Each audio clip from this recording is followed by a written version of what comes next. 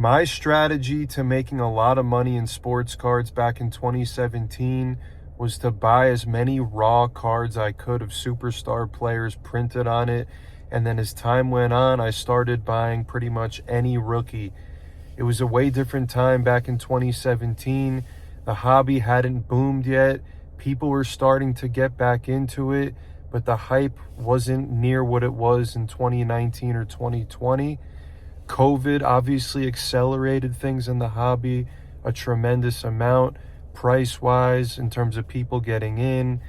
And my strategies were to buy as many cards as I possibly can back in 2017, 2018. I would go on eBay and I would buy Luka, Trae Young, Ayton, Shea. Then I went to baseball. 2018 was a loaded rookie class. Ohtani, Soto, Acuna. I was just trying to get my hands on as many cards as I could. The raw ones I would buy in volume. Then I started going to card shops across the West Coast. They all had Prism, Topps Chrome, Select, Optic, rookie type stuff. That's what I focused on because my plan was to take all these cards, send them to PSA for grading, try to flip them for whatever amount of money I could. I believed in the future of the market over the next 12 to 24 months. People were getting in. Gary Vee was talking about the hobby a lot, getting a lot of people in through his audience. Other cool people were picking up the hobby and it was getting much bigger. So I didn't really sell any cards before 2020. I would buy the raw cards. I started going to shops, buy them out of their raw cards, send them into PSA. At the time, it only cost $10 to $15 to get a card graded. I would always do the shortest amount of time. Not many people were grading the type of cards I was grading.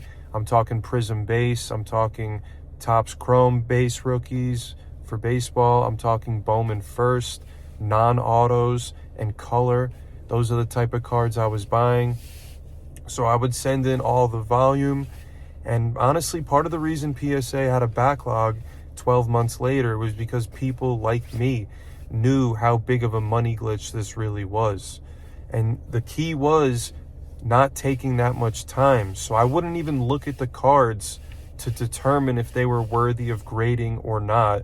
I would literally buy out bulk lots, buy from eBay, buy from card shops, send it all in without looking, and I would have thousands of cards at PSA at any given time. And then 4 or 5 months later, I started to have orders coming back. And in that 4 to 12 months when I was sending in orders and getting them back, the hobby was, every card was rising in price by the day. So when it took 4 to 5 months to get my stuff back, it was a blessing because all the cards pretty much went up 2 to 5x in the 4 to 5 months I was waiting for PSA to grade my cards.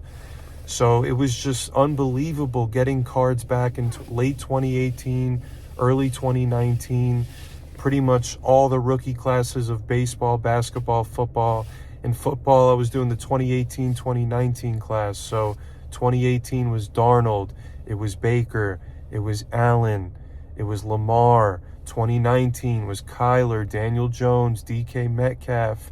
I was taking all these cards and sending them into PSA. People were opening boxes at Legacy. I was buying their cards. If people wanted to sell me their cards when I was breaking on Blez, I would buy their cards.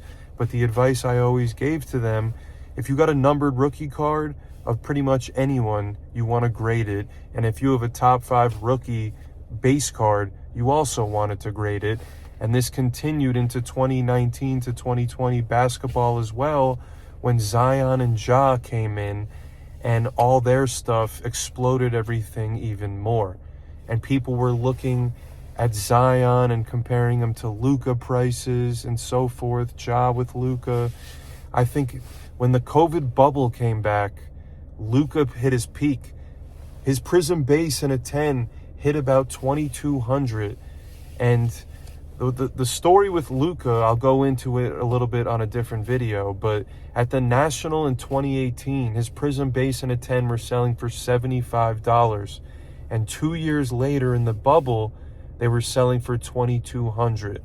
Now, I got out of all my Luka base PSA 10s when they hit about $550, $575.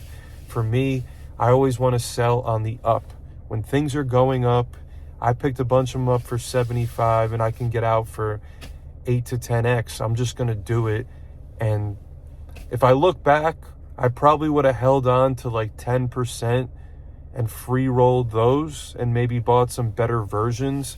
I was very heavy in the base, the silver, and the high numbered cards. I never got into the low numbered, the golds, the black golds, the superfractors. I was all about buying bulk quantity of the non-numbered stuff, and it worked out for me until eventually when I started getting grading orders back and the market took a turn in 2021. When I was doing this for years, sending as many cards as I could, but I started to slow down at a good time as well. It wasn't early enough, but I started to slow down in 2020 when I was selling a lot of my stuff because prices were at a peak in 2020. And I still would get grading orders back in 2021, and I would lose money on these orders because the market had flipped so much, and I was grading players that probably shouldn't have been graded in the 2020 class. I would just take probably the top 20 players instead of the top 5 and just send in all their base, their silvers.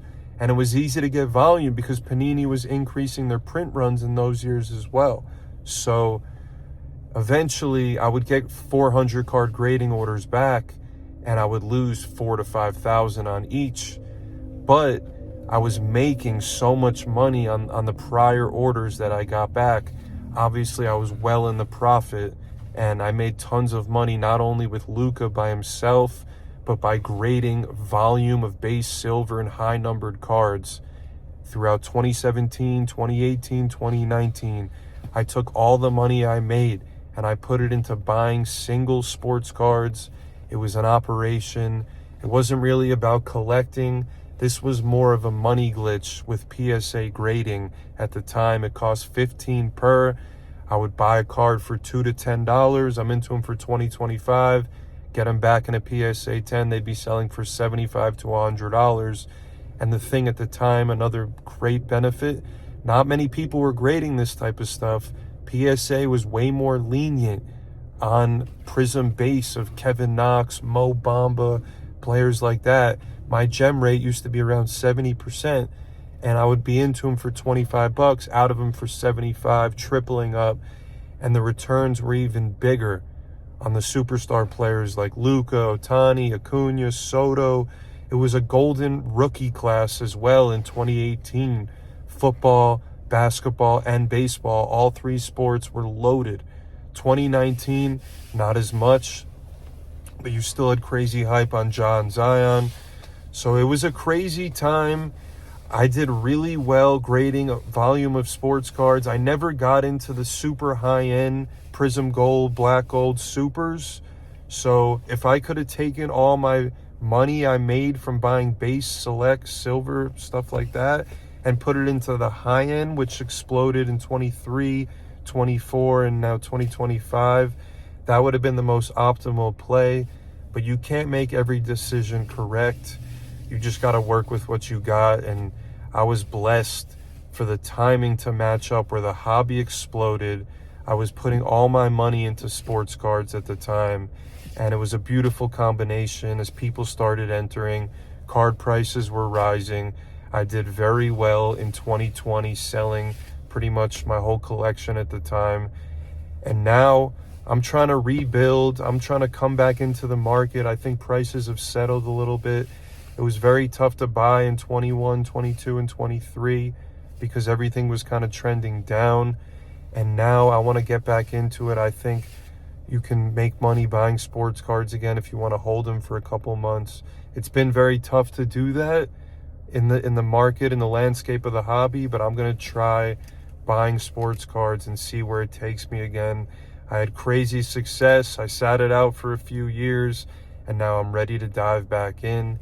That is my story on how I made a ton of money buying sports cards in 2017, 2018.